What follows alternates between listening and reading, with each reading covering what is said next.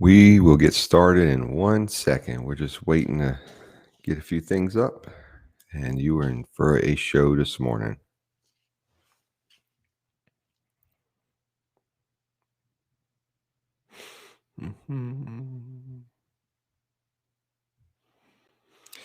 Good morning. It is 5:50 Central Time. You are watching Regs and Bacon, and let me turn my phone off. You wouldn't think anybody would call me at 5:50 in the morning, but you never know. So, welcome to Regs and Bacon. My name is Brad. I'm an engineer at Adley Services. This show is mostly focused on, we have a new administration and we have a lot of uncertainty as to where we're going with our regulations. Backtrack through the Obama administration, we had pretty significant tightening of regulations, and then we get the Trump administration, which we had a very significant loosening of regulations. We do understand that one of the priorities of the new administration is, in fact, to clamp down on regulations of the energy and chemical industry. But what does that mean? Obviously, we can't turn off the spigot, empty all the tanks, and turn off the lights and go home. That's just not going to work. We need energy to do it. But how are we going to do it? So, problem we ran into was that every time I'd go and read a news article, I'd get about maybe 5 minutes into it, and I'd just be done because it's going, the evil, unjust, a lot of opinions in there that don't necessarily help me do my job as an engineer. Tell me the facts. Tell me, quote the people who are making the decisions, the verticals. I want to know what they say, the people who are going to sign the orders. I don't necessarily need to know if it's fair or if it's, just or if it's called for or if it's part of some conspiracy. I just don't. What I really need to know is what's next. Should we build this facility and have it shut down tomorrow? So anybody who knows Adley knows we used to do the Adley oil and gas podcast a while back, and it was fun. We enjoyed it. The problem was that it became very saturated. There were so many podcasts out there, and this was different because ours was cited sources and wasn't just a regurgitation of the news. So we were having a meeting the other day and asked, so when are you bringing back the podcast? I said, I'm not podcasting anymore. I think that's a little 2000 and late these days. And they were saying because it's so hard to find information out there that's not just op-eds. Everything's an op-ed. Whatever happened to this is the facts and so forth. So anyway, I said, well, I can't do the podcast because there's a lot of editing and stuff, but anybody can jump on Facebook, LinkedIn, YouTube, and do a live stream. So you're welcome. You're watching, sorry, it's early, watching the Adley Services Regs and Bacon live stream. And again, I'm Brad. I am your host for today.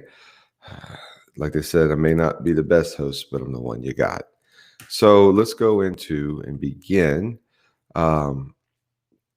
These shows tend not to last forever. I hope I don't ramble on too bad.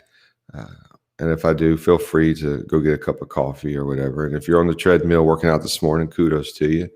We all should do that. In fact, the old podcast, the point was to keep it 30 minutes so you could listen to it at lunch while you worked out. All right. So first things first, let's talk about the person paying the bills. That would be Adley. So this is their website. It's full of tons of good information about what we are and what we do and so forth. And I'll show you right here. Let me see if I can. You got to bear with me. First time partying like this. Okay. So tons of good information. You scroll down here, what we do, services. But what I really like about this website, is if you go here and hit the blog, there is tons of cool articles to read. Tons. So you just check them out. They're light reading. It's not infomercials. We're not going to talk about My Pillow. We're not going to tell you about OxyClean. They're just really interesting articles. We've always believed that if we found the article interesting, then others would. And that if it's fluff or clickbait or things like that, then we're not going to put it up there because we're an engineering firm and professionalism is our first and foremost priority, not gotcha. So here's our corporate offices. We have one in Lafayette and one in Houston. So that is the web page. Oh, something really cool we have. I love this. Instead of Dropbox or so forth, we use our own cloud. It's pretty cool. Okay. So let's talk about what we are going to do today.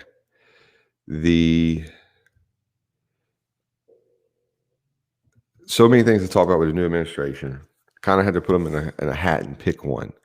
And what we picked was the Keystone Pipeline. And I'll tell you why we did the Keystone Pipeline. It's a hot topic right now. And when I heard about it, I said, what's the big deal? It's one pipeline. We have so many in the United States. Why are we still fighting on the pipeline?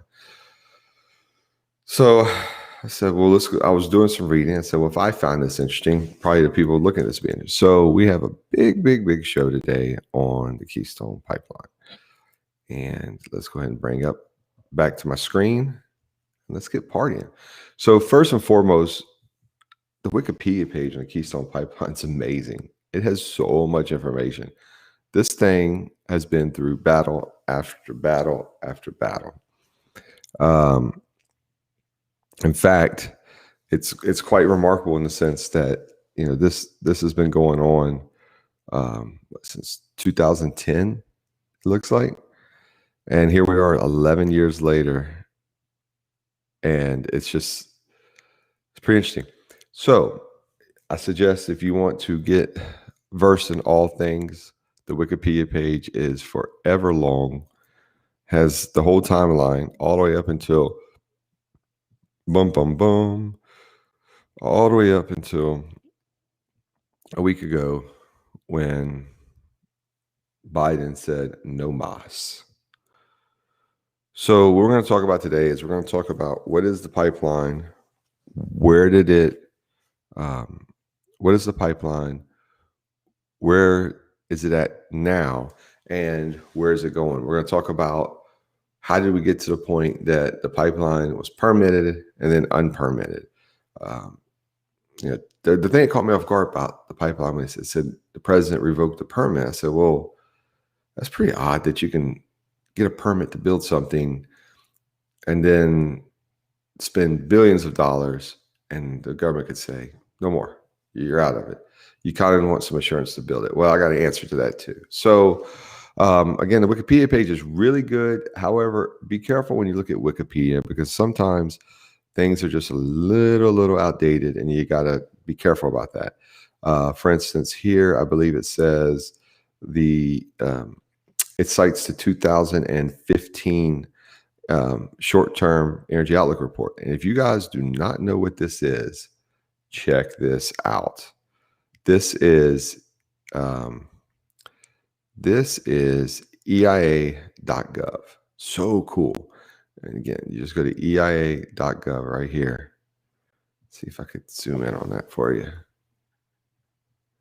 See that? EIA.gov. Who is the EIA, you ask? They are the ones who do all the cool predictions about U.S. Energy Information Administration. That's who they are. They do all the cool predictions about what, the use of energy and basically the price of oil. It's really, really cool. And because you hear people you hear people go, well, we feel that that oil consumption will be down and that the price of gas will be this. And You go, wow, that's really cool that they spent all that time. How much data do you have to process to guess what the price of oil is going to be, or how many millions of barrels of oil we're going to need next year?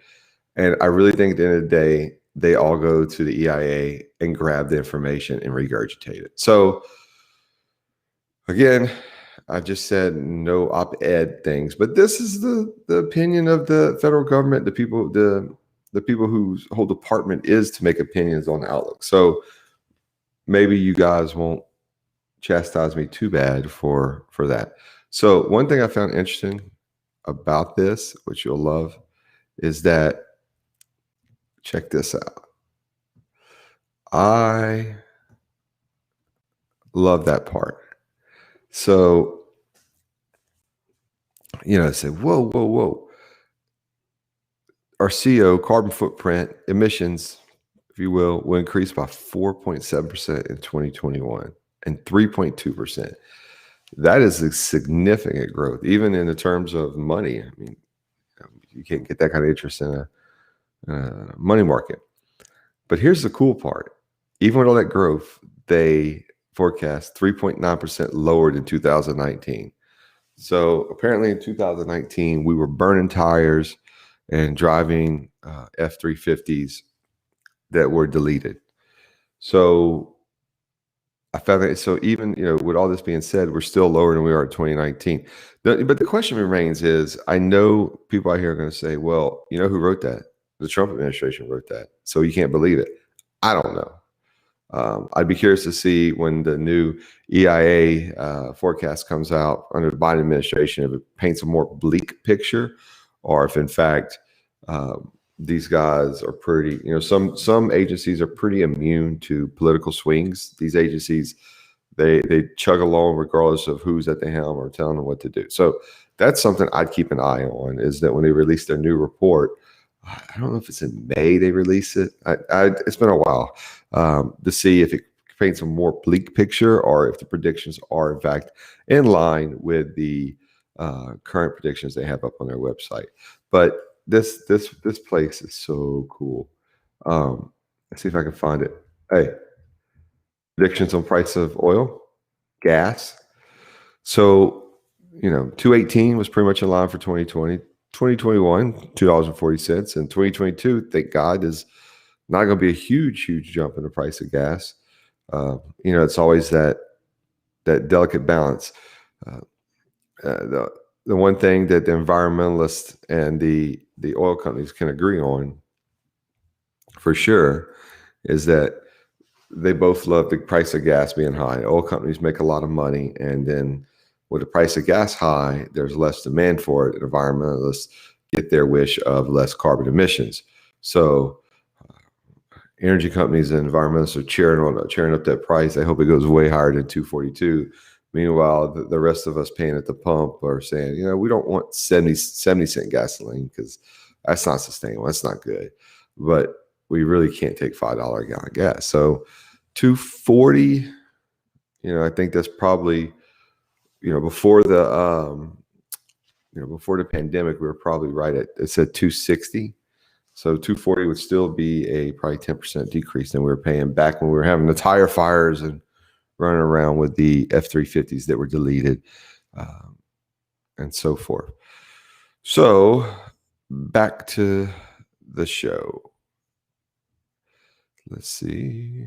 Ooh, I'm just reminded I have to take a quick break and pay some bills. So stay tuned after the break, and we will get straight and talk about why is the Keystone Pipeline such a hot topic. At Adley, we pride ourselves on quality. When an Adley contractor walks in, you get much more than the person. You get supervision and quality control of his work by a licensed professional engineering firm, as well as the support of his peers at Adley. That is the Adley difference. Cool. Pay some bills. That's what I like. All right. So let's talk about the Keystone Pipeline. When I read about the Keystone Pipeline, I just assumed that all the problems were because the we didn't want the pipeline to bust and put the hundreds of thousands of gallons of barrels a day into the beautiful streams of the Montana and so forth. So back up a little bit. What's going on here? Contrary to popular belief, I'd probably say 75% of the Keystone Pipeline's done and producing and flowing beautifully. It's the Keystone XL portion. So let me explain to you. Currently, this right here is flowing oil. You can spit in the pipe right south of Edmonton, north of Calgary, and down here in Port Arthur, they will get it. There is no doubt about that. Regardless of what the Biden administration has done, there is no doubt about that. However, a simple review of mathematics will say and I'll zoom in a little bit for you so you can see what I'm talking about. Simple mathematics will say that you have a leg, and the shortest distance between 2 points is the hypotenuse. So you have the Bakken right here, formation, which everybody knows all too well. And they'd like to take this pipeline, massive pipeline, depends on who you talk to. I've seen estimates anywhere from 500,000 to 800,000 barrels a day. So massive, massive, massive pipeline. So we have, make sure I didn't lose everybody. So you have this massive, massive, massive pipeline, and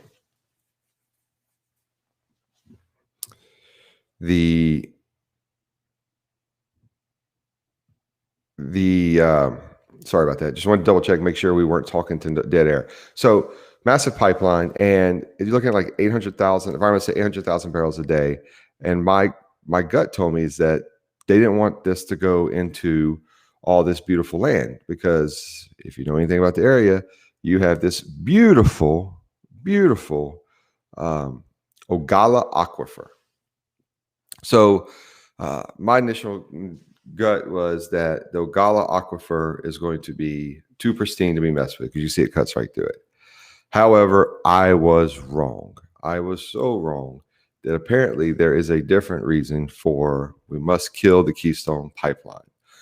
So before we get to that, I have something really cool to show you. I am aware of the fact it is, in fact, 6:08 in the morning Central Time Zone, 7:08 for you guys on the Eastern Coast making money, and then probably sometime in the middle of the night for my people working on the other side of the globe. So I cannot sit here and talk about Keystone the whole morning, or you guys will fall asleep and go back to bed. And this is supposed to be Regs and bacon. So I have something really cool for you.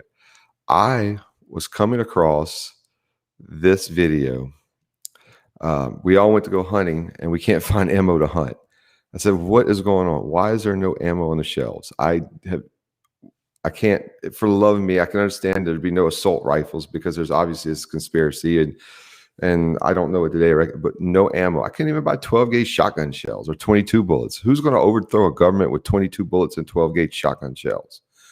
So I did research, and I came across Mr. Jason Vanderbrink, and you're going to love this. So let me play this for you. I'm Jason Vanderbrink, president of Federal CCI, Spear, and Remington Ammunition. Hold on, make sure you got some audio.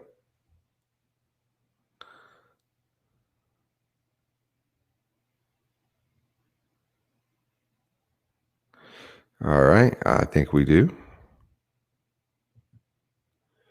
Okay, and if you can't hear it, I apologize. We'll get it next time. Again, maiden voyage. So Jason Vanderbrink, president of Federal CCI, Spear, Remington, all these ammo places. And I got to say, I am tired of all the hate mail. I'm tired of people showing up at our factories. I'm tired of reading the misinformation out on the internet right now about.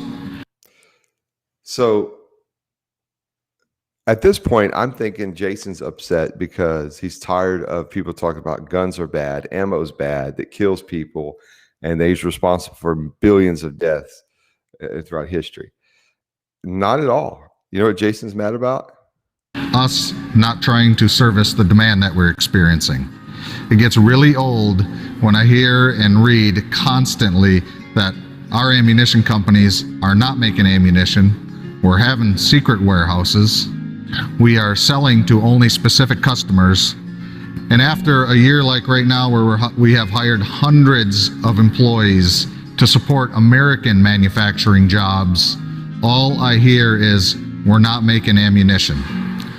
So we want to keep the team motivated, so we continue to make ammunition to try. So I suggest you go and watch this video. It's hilarious. Basically, in a nutshell, the reason why there's no ammunition is because we have 7 million new gun owners this year. And he says if each one of those gun owners bought 2 boxes of ammunition, that's 700 million rounds. That's in addition to all the current gun owners who buy ammunition. So in a nutshell, the shortage of ammunition was not from government crackdown or the government buying a bunch of ammunition and stockpiling. It was because what typically happens in a year where we go from an administration that's pretty liberal, not liberal, pretty open and pro-gun, to an administration that's more anti-gun or wants to crack down on it. People get scared, and they say, if we don't buy the gun now, we won't be able to buy it. So what happened was during the Trump administration, nobody bought ammo because they weren't worried about it. So these ammo factories had to lay off a good bit of their employees, and they weren't making a lot of ammo, so they weren't really catching up on stocks. So these ammo companies on the brink of barely keeping their head above water, and then here comes the election and COVID, and they just don't have the people, because making ammo is not exactly like wrapping a taco at a taco stand. It's a pretty precise deal. So anyway, I suggest you watch it. All you got to do is search federal ammunition on YouTube, and you'll be more happy to find it. It's pretty interesting to watch. So again, that's giving you some ammo when you're at the water cooler and somebody says, that we don't have ammunition because Venezuela is buying all of it. You say, stop. We don't have ammunition because there's 7 million new gun owners out there, and it takes a while to catch up with the demand. So let's get back to Keystone.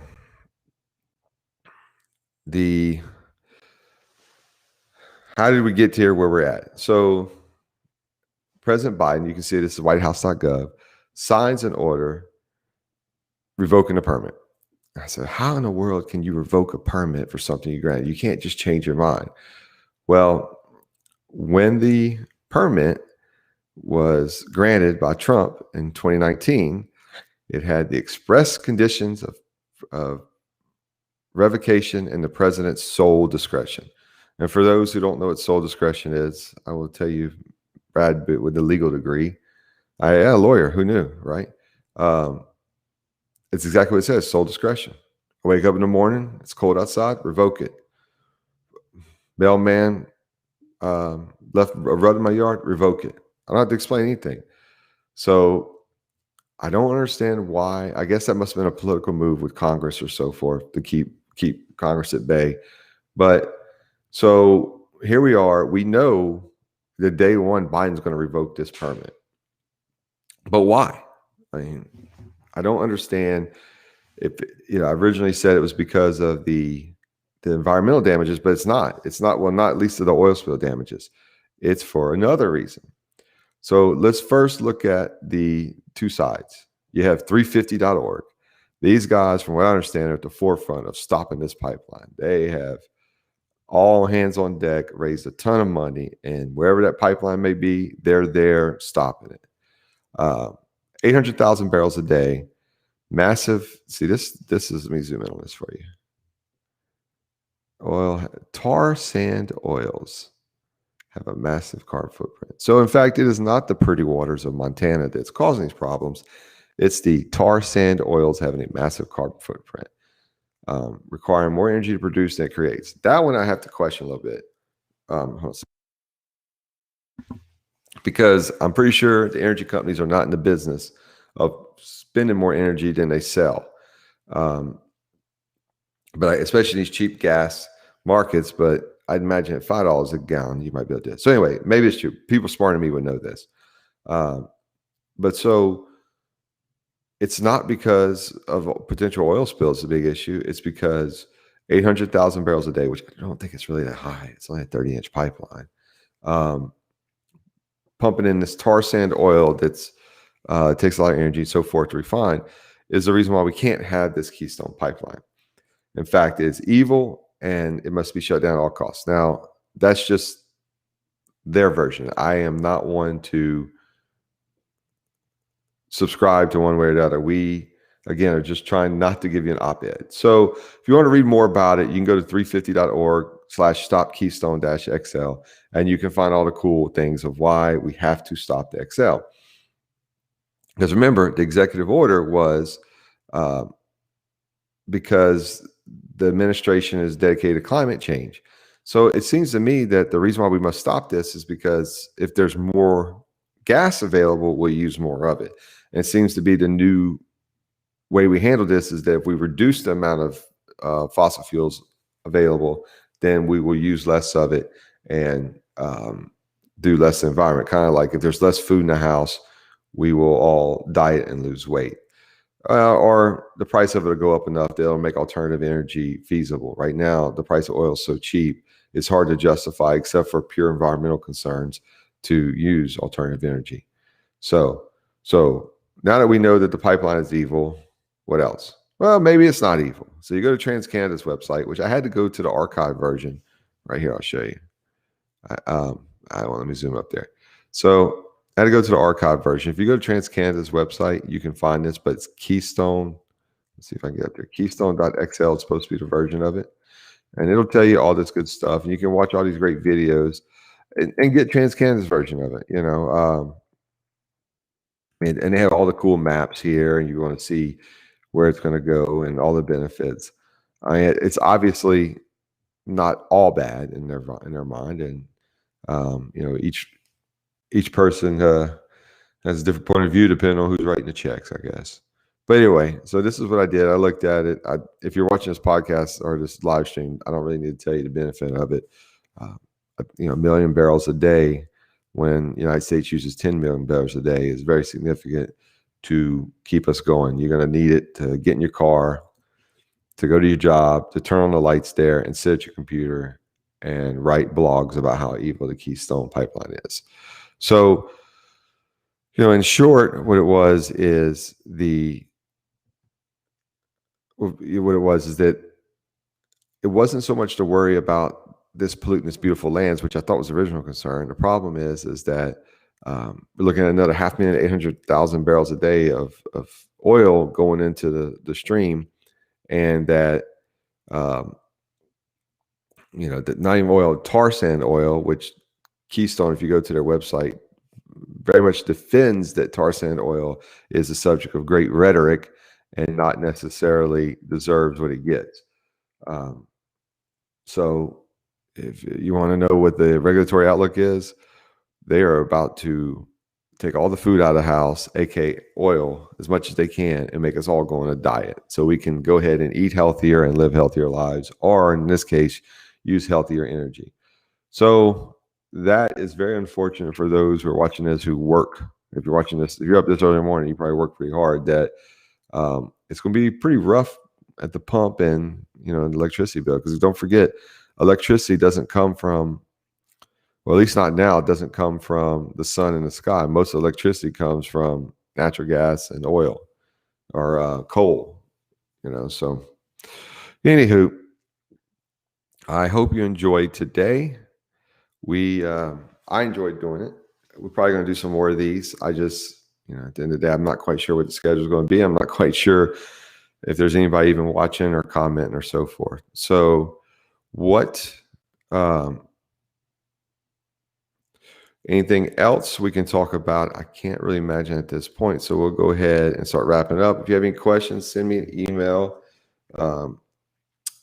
at that's funny. Somebody just asked me, what is my stance on this? Well, I'm going to show you my stance. My stance is I'm not necessarily for or against the Keystone XL. I am for the Keystone Light. And let me show you what that is. The Keystone Light, you imagine the Keystone XL meaning extra grand, would be a big pipeline. The Keystone Light, in fact, is there you go. That's where I stand on this, Mr. Keystone Light. So with that being said, you can reach me at brad@adleyservices.com. Adley's a good bunch of people. I suggest giving them a call with any of your needs. They'll enjoy it. They'll help you. They really take care of you. They're good people over there. Not knife salesmen or door-to-door book salesmen. They're really professionals. They want to help their clients from beginning to end. As far as when will the next live stream be? We'll have to see on that. I got to see what my schedule's like. I can't exactly live stream from offshore. So anyway, I enjoyed this time with you. And in the future, if you have any questions or comments, email me below. And if you have a show topic you want to talk about, we can do it. Hey, if you want to come on the show and debate me fiercely, feel free. I'm not probably a good person to debate because we just look at the facts. So anyway, stay safe and have a good morning. And I'm going to get another cup of coffee.